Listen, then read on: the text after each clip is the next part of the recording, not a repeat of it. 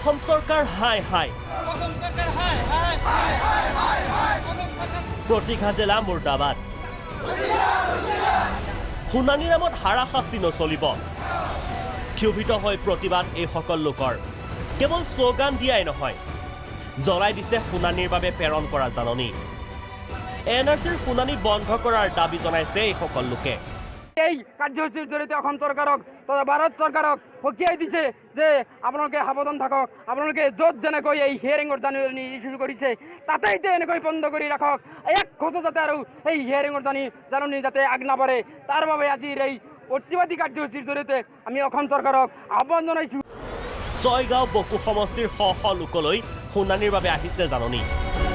শিৱসাগৰ ধেমাজি গোলাঘাটত শুনানিৰ বাবে জাননী প্ৰেৰণ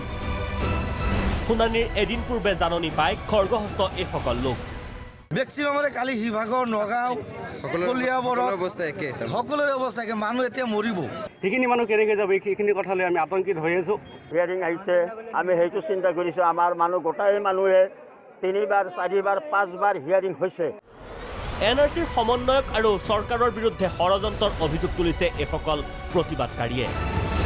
নগৰবেৰাৰ পৰা গিয়াছুদ্দিন আহমেদ আৰু গৰৈমাৰীৰ পৰা আব্দুল ৰহিম ৰিপৰ্ট প্ৰাগ নিউজ